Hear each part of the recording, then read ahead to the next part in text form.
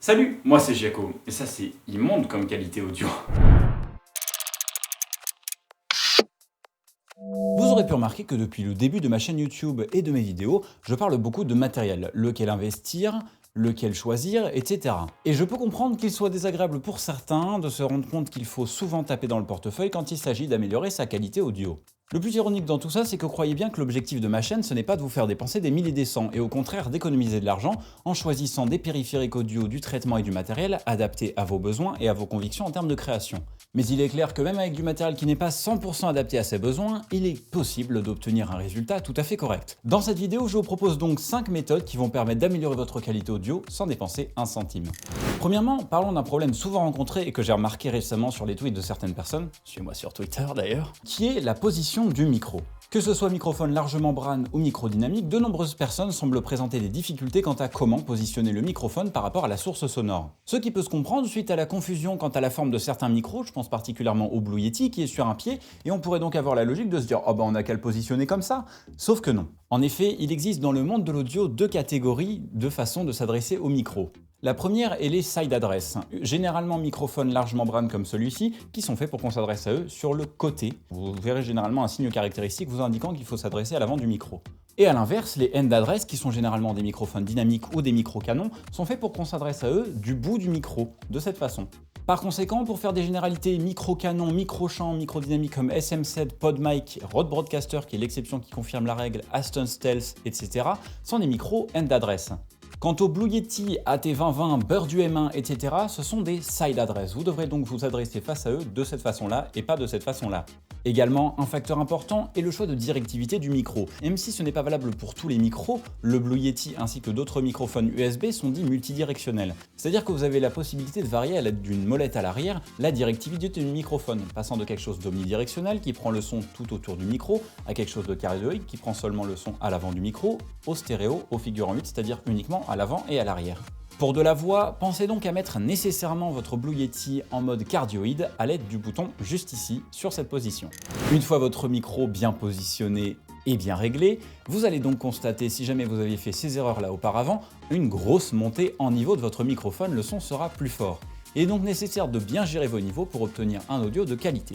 Pour ce faire, une marche à suivre. Mettez le niveau audio sur Windows au maximum dans les paramètres de votre périphérique audio et gérez le niveau avec le gain sur le corps de votre microphone USB ou alors sur votre interface audio, si jamais vous êtes sur une configuration XLR. Cela va vous permettre d'éviter de perdre du niveau de façon inutile du côté numérique où le bruit de fond est quasiment inexistant et fixe, et de réduire le bruit de fond du côté analogique en baissant l'amplification réelle qui est effectuée sur votre micro. L'objectif lorsque vous gérez le niveau de votre micro est de vous retrouver dans la zone jaune sur votre vue-mètre sur OBS, c'est-à-dire aux alentours des moins 18 décibels. Cela vous permettra non seulement de ne pas vous perdre dans le bruit de fond en sous-modulant, vous confondant ainsi avec le son de votre ordinateur, chat, PC, musique, jeux vidéo, etc., mais de ne pas directement casser les oreilles de vos viewers lorsque vous commencerez à hausser la voix. Ensuite, troisième astuce, c'est de professionnaliser sa technique au micro. Et oui, un microphone, ça a beau être un périphérique inerte, il est nécessaire de l'accompagner et de se déplacer avec lui pour assurer une prise audio de bonne qualité. Mais pas d'inquiétude, la technique au micro, ça n'a rien d'une science obscure ou quoi que ce soit. C'est juste quelques marches à suivre. Premièrement, assurez-vous d'avoir votre micro dans un angle de 90 degrés par rapport à votre bouche. Ensuite, assurez-vous d'avoir le microphone dans le même axe que votre bouche pour éviter, s'il est trop bas, d'avoir soit une voix de gorge, soit des plosives et du souffle qui va partir directement dans la membrane du micro faisant des jolis pops, et évitez de l'avoir trop haut pour des raisons évidentes parce que ça va masquer votre visage. Et enfin, essayez de garder une distance constante avec le micro pour éviter d'avoir une fluctuation de niveau, même si le compresseur est censé corriger ça. Accompagnez le micro quand vous vous déplacez de façon à garder un niveau sonore constant. De façon générale, que vous soyez sur un dynamique ou un condensateur, la bonne idée c'est généralement d'être à 15-20 cm du micro grand maximum. Parce que j'en ai déjà parlé dans mes vidéos précédentes, mais plus vous serez près du micro, moins vous entendrez les bruits environnants et la réverbération de la pièce, étant donné que vous pourrez réduire la sensibilité du micro, vu que vous serez plus près de celui-ci.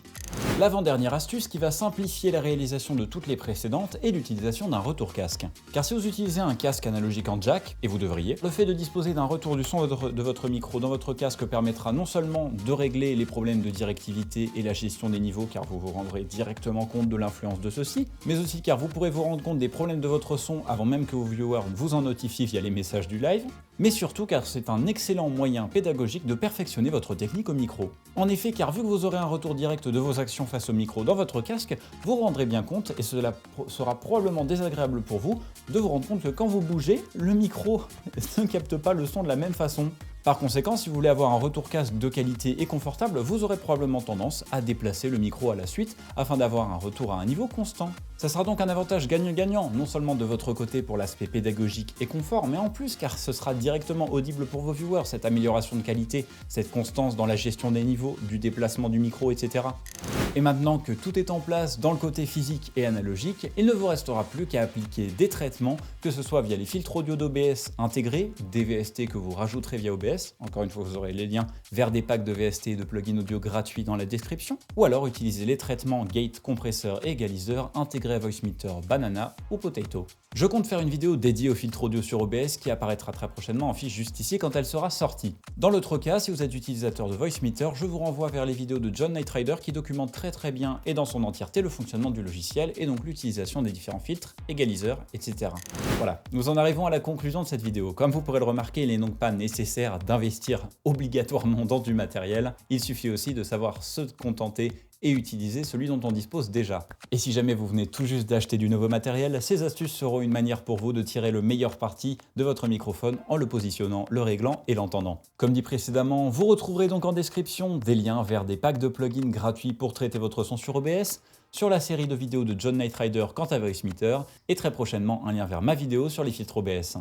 Dans tous les cas, j'espère que cette vidéo vous a plu. Si c'est le cas, n'hésitez pas à l'aimer, à la partager, à poser vos questions et à donner vos avis en commentaire. Si vous avez des questions ou un besoin d'aide supplémentaire, à vous rendre sur mon serveur Discord et suivre le salon Validation Aide une fois les règles acceptées. Si jamais vous souhaitez jouer, discuter, etc., mon Discord est également fait pour ça et son lien est en description. À me suivre sur Twitter ou Facebook pour être au courant des futures publications, des mises à jour de la chaîne, des choses qui se font en arrière-plan dans l'envers du décor, de mes futures diffusions, etc. À me suivre sur Twitch pour regarder les futures diffusions. Je suis en live les mercredis et vendredis soirs à partir de 21h30 jusqu'à 23h30 minuit. En vrai, en ce moment, ça varie énormément. Ah, si vous le pouvez, vous rendre sur mon Utip de façon à supporter la chaîne en regardant quelques publicités ou en faisant un don direct. Toutes vos donations, participations, etc. reviendront directement dans la production des vidéos, que ce soit pour l'achat de matériel qui contribuera à la qualité de production ou au matériel qui sera directement présenté dans celle-ci.